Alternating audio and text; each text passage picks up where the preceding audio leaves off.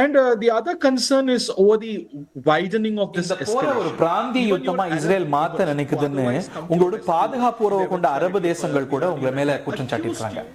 Of trying to widen this war, widen this to a regional conflict. I think it's a ridiculous claim. அது ரொம்ப வேடிக்கையா இருக்கு நீங்க சொல்றது.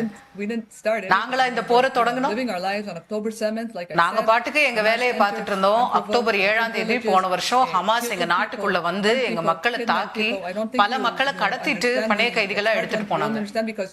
It's hard to understand if you weren't there. நீங்க அந்த இடத்துல இல்லனா அவங்க என்ன துயரம் பட்டாங்க அப்படிங்கறத நீங்க புரிஞ்சுக்கிறது ரொம்ப கஷ்டம். In Jerusalem, but when my friends start texting me that there are நான் பாதுகாப்பா தான் இருந்தேன் அந்த நேரத்துல. ஆனா என்னோட நண்பர்கள்லாம் எனக்கு வந்து மெசேஜ் அனுப்பிச்சு எங்க வீட்டுக்கு வெளியில தீவிரவாதிகள் இருக்காங்க, துப்பாக்கில சுட்டுட்டு இருக்காங்க, எங்களுக்கு ரொம்ப பயமா இருக்கு அப்படின்னு சொல்றாங்க. அப்போ என்ன மாதிரி இன்னல்கள் அவங்க அனுபவிச்சிருப்பாங்கன்னு யோசிச்சு பாருங்க.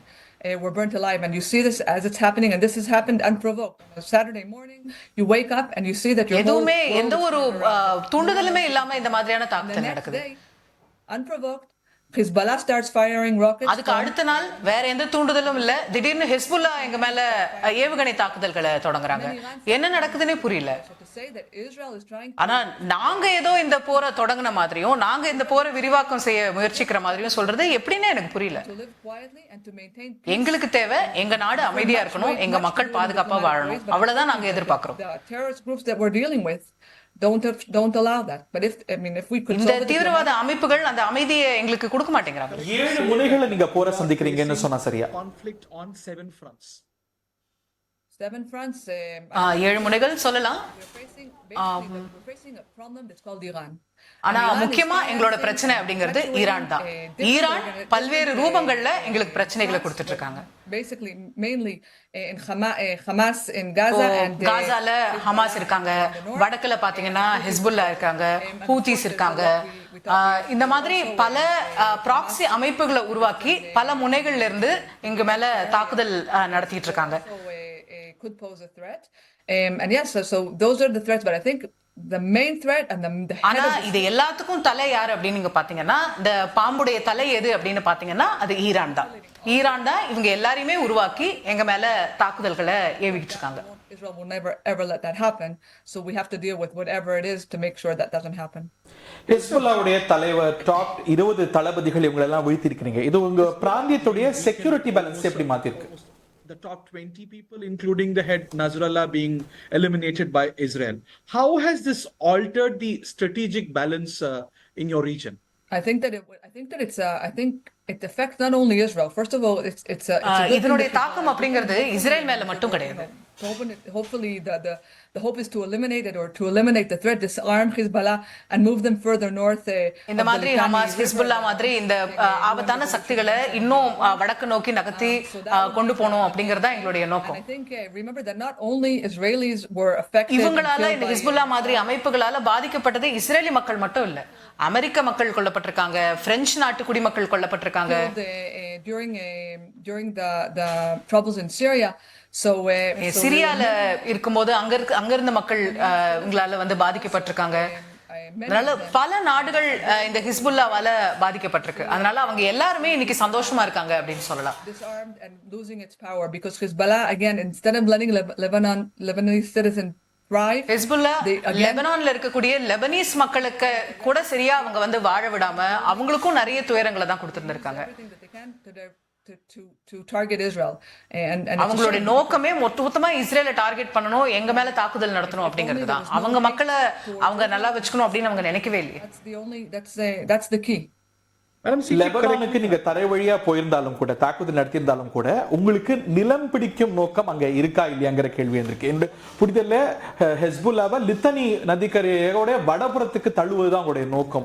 உங்க வட எல்லைகளை காப்பதுதான் உங்க நோக்கம்னு புரிஞ்சுக்கலாமா, இல்ல உங்களுக்கு நாடு பிடிக்கிற எண்ணம் லெபனான்ல இருக்கா? People allege that your goal is to guard territories from Lebanon. No.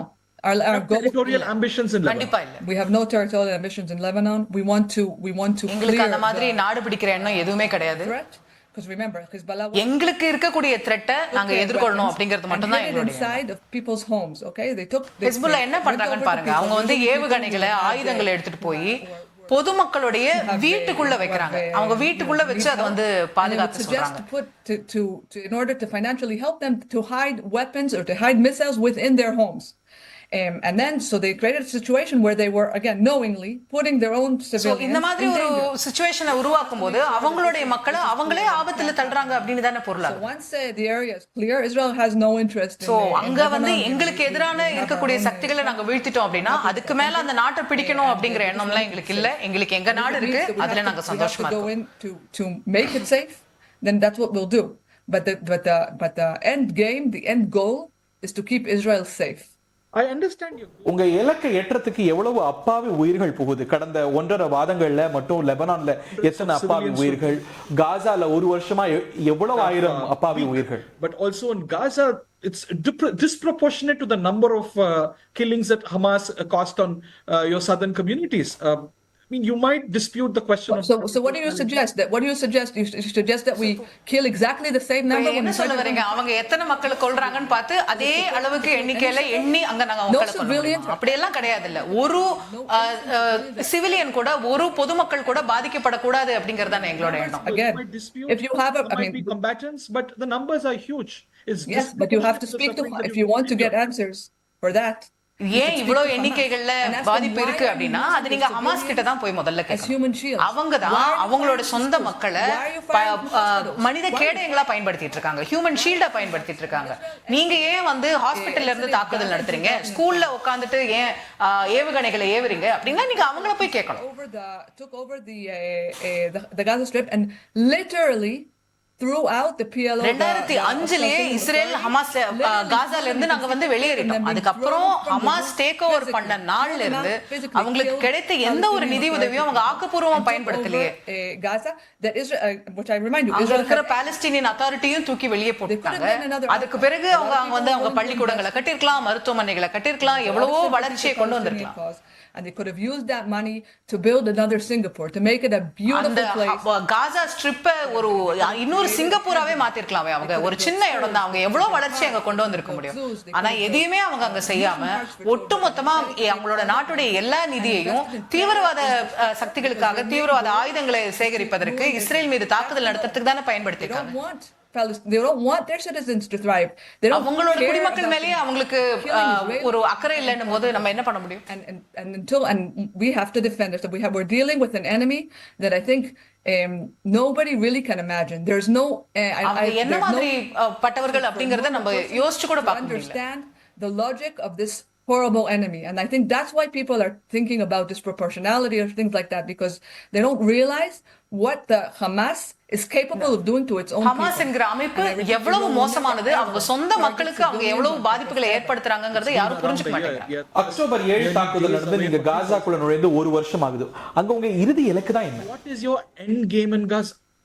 Our end game is Gaza is to stop the Hamas, to disarm the Hamas, okay? இறுதி இலக்கு அப்படிங்கிறது ஹமாஸை ஒட்டுமொத்தமா தடுத்து நிறுத்துறது, அவங்க கிட்ட இருக்கிற ஆயுதங்களை வந்து பறிக்கிறது, எங்களுடைய குடிமக்களை பாதுகாக்கிறது, எங்க கிட்ட இருந்து அவங்க கடத்திட்டு போன எங்களுடைய பணைய கைதிகளை வீட்டுக்கு கொண்டு வரது.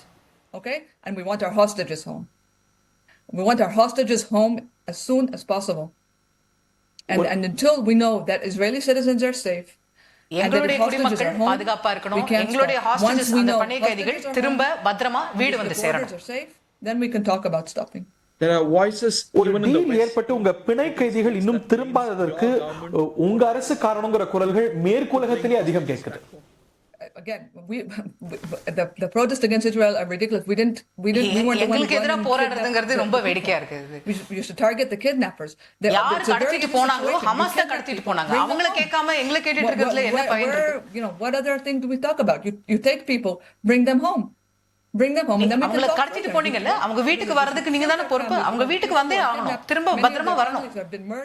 You mostly hear about people who are kidnapped, but the stories that you hear from the families கடத்திட்டு போனவங்க அப்படிங்கிறது மட்டும் இல்ல, அங்க இருக்கிற கைதிகள் மட்டும் இல்ல, அவங்களோட குடும்பங்கள் இங்க எவ்வளவு கஷ்டப்படுறாங்க, அந்த குடும்பத்துல எவ்வளவு பேர் கொல்லப்பட்டிருக்காங்க, அதெல்லாம் உங்களுக்கு தெரியுமா?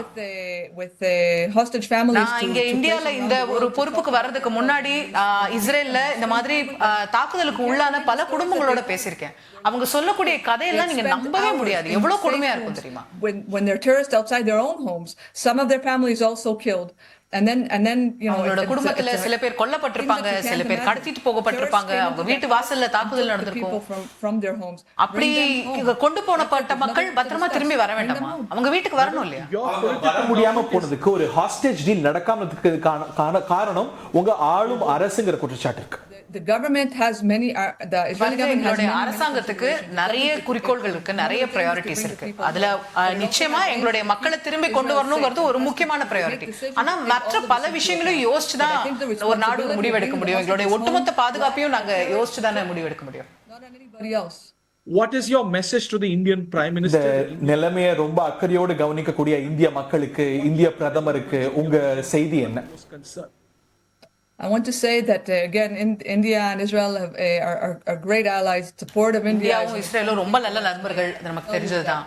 Since I came to India, I've met some wonderful people here. நான் இந்தியாக்கு வந்து இந்த பொறுப்பு ஏற்றதுல இருந்து இங்க ரொம்ப அற்புதமான மனிதர்களை சந்திச்சிருக்கேன்.